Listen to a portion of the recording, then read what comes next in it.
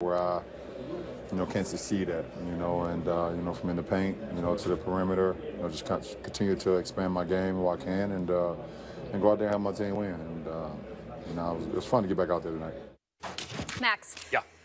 How long can LeBron stay the best player on the planet? I said that he's in decline the other day, and I believe he is. But he is falling from such absurd Michael Jordan-esque heights that even in decline, it's still his era. He's still better than everybody else, Stephen A. And he's an Iron Man, too. He doesn't miss playoff games every year, going to the finals, win or lose. I mean, that's a lot of extra games, playing in the Olympics some years, the whole thing, all the obligations on him. And yet he plays in almost every game. When he needs a little rest in the regular season, he takes it, but he's always ready for the playoffs. At this rate of decline, you don't even say, I see decline here physically. At this rate of decline, I don't know if you can really say much more than 3 years out. How do you really predict more than 3 years out, let's say?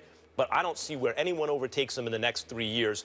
He's not that much older than KD or Westbrook or anyone like that, or Steph Curry, where I see them ever catching him. I'm reminded to go use it, when Jose Reyes was coming up at shortstop with the Mets and Derek Jeter was with the Yankees, the whole question is, when's Reyes going to get better than Jeter? And sure, at the very end, when Jeter couldn't play anymore, he was. But basically, the answer was never. Until the year before Jeter retired, he was always better.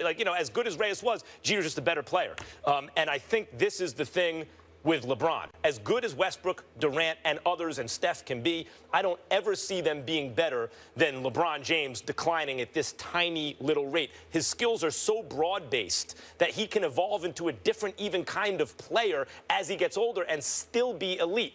The name I look to, the guy I look to that maybe could overtake him 3 or 4 years from now is Karl Anthony Towns, who in this NBA can do everything. Close out on shooters, switch on guys defensively, play the post, play defense in the post, shoot the three, score down low, grab rebounds, pass the ball. Maybe Karl Anthony Towns in 3 or 4 years.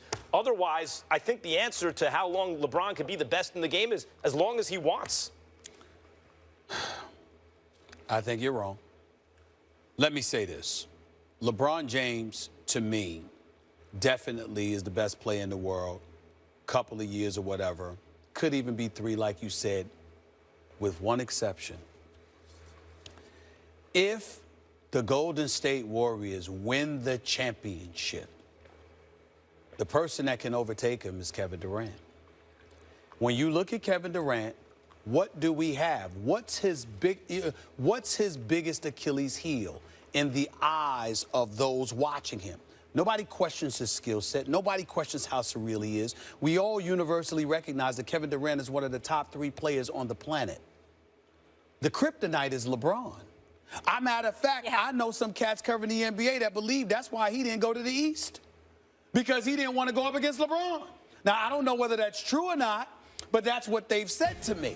So what I'm saying to you is that if he goes out west and they win, and he's one of the pivotal reasons why, and there's no reason to believe that he won't be, then all of a sudden we're going to have to look at him differently, because even though he went to Golden State and rode the coattails of an already championship squad, the bottom line is if he's a pivotal component in it all, we're going to have to look at him because his skill set along with his averages are going to come into play.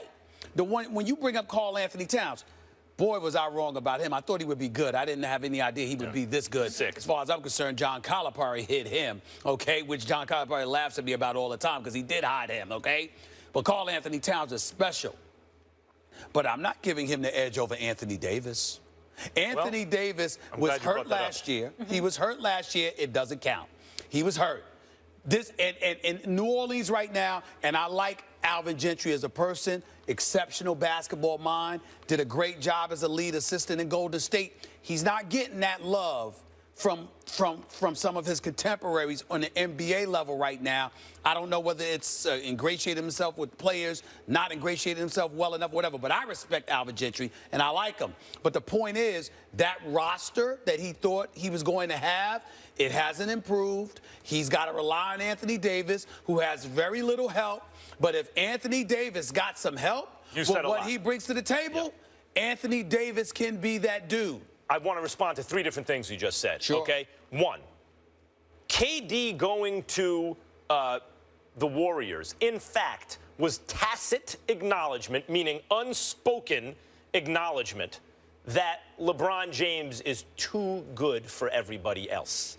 That's what that was. The Warriors seeking KD. Of course, you're always trying to get better. But as stacked as the Warriors are, they look at LeBron, they go, if he has any help at all, he's just too much. KD looks at LeBron and goes, not that guy. Can't do it. I need to go join the best team in the league to give us a shot. They're not necessarily a lock to beat Cleveland, but to give us a good shot against Cleveland. By the way, he's wrong. I want to say for the record, yeah. Had KD gone to New York with Melo, nothing against LeBron. They got no wins against LeBron. Let me tell you something right now. If KD and Melo were together, they could take LeBron. Well, okay, they could have taken not LeBron. a chance. I don't think they have a shot. Yes. But okay, look. But hold on. That's one. That's one. Two. I don't think KD's ever going to be perceived that way, even if they win 80 games in the regular season, 80-2, and win the championship, because he will be, in terms of statistical analysis, he'll be sharing numbers with Steph and Clay. Clay, in fact, is the guy, when you look at the sets the Warriors want to run, Clay is the one who's designed to get the least defensive attention. He's going to get numbers. Steph's going to get numbers. Wrong. That's going to lower the averages. I'm not saying KD's not going to put up big numbers, but it ain't going to be Still 28 wrong. points a game. Okay, we'll see. Still wrong. 3, Anthony Davis. Yep. If you took injury history out of it, yes, Anthony Davis would be even better than Karl Anthony Towns. He's performed at an incredibly high level in the NBA. But the guy is a lock to miss 20 games a season. He misses too many games. He's injury prone. We've seen that so far. And he came into the league needing to learn to stretch it out to shoot the 3. Karl Anthony Towns came into the league. They made sure in college he came into the league being able to shoot from downtown. So, in fact, to best take advantage of the modern NBA, it was Karl Anthony Towns, who, though I agree, not as talented as Anthony Davis, but given Anthony Davis's injury history and Karl Anthony Towns' already formed skill set, I think, in fact, Karl Anthony Towns is the safer bet. And by the way, we didn't mention Kristaps Porzingis, who's 7'3", well, listen, and in a couple of years, the East is just going to have to game plan around him. With that, don't mention him now. I mean, not when you got Anthony Davis and Karl. No, don't do that. And then not only that, when you think about Anthony Davis, he only missed about 20 games the last couple of years. Yeah, I mean, each. I'm just saying, but a lot of those times they take some games off during the. Trust me on this. They take games off even when they're not injured. So let's keep that in mind. Last point. When you sit up there and you talk about Kevin Durant and his stats, you know why the stats don't mean anything when it comes to Kevin Durant, no matter how much his numbers will drop?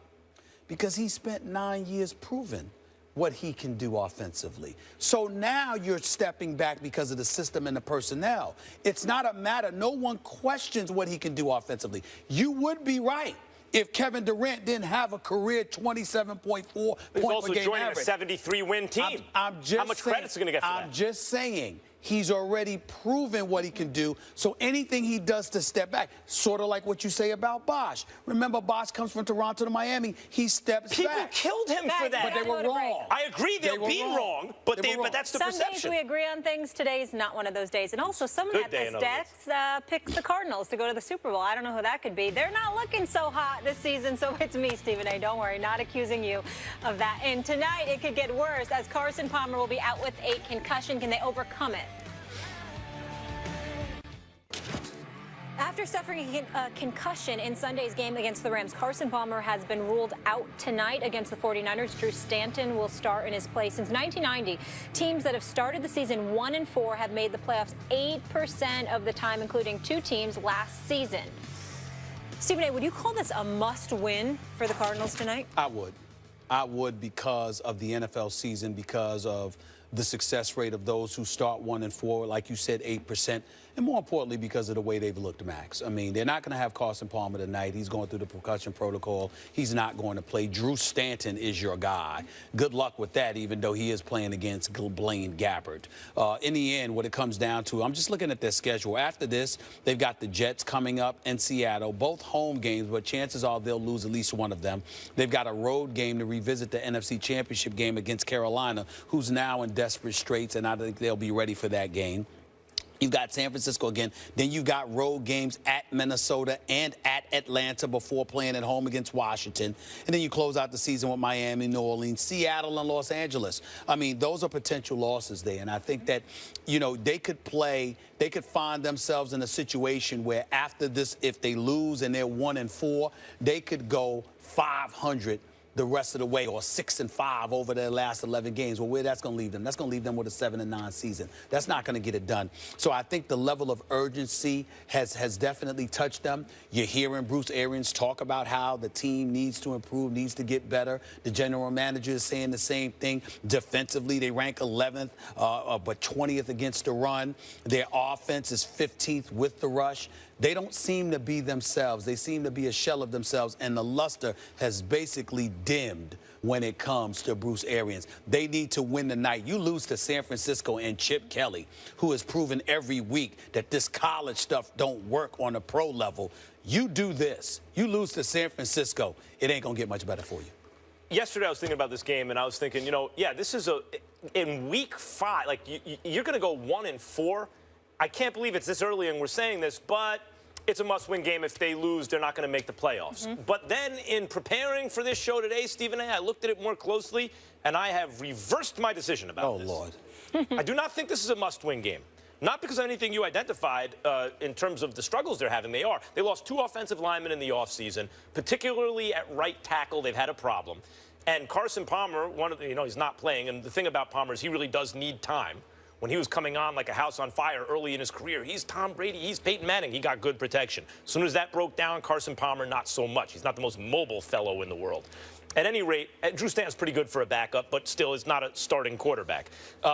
You look at so yes, they're in trouble. If you lose to San Francisco, that's a game you really need to win when you start 1-3. How do you make the playoffs? Well, I can go over that same schedule, Stephen A., and say I could see where they go 8-4 the rest of the way. I mean, Seattle is a tough game, but that's a divisional rivalry. Carolina's had the same kind of problems that the Cardinals have had so far this year. Atlanta has no defense. Washington's just okay. Miami's not very good. New Orleans has no defense. 8-4 puts them at 9-7. Yes. Now here's the thing about that. The Packers. Let's say the Minnesota Vikings win the division. Packers are a wild card. Let's just say.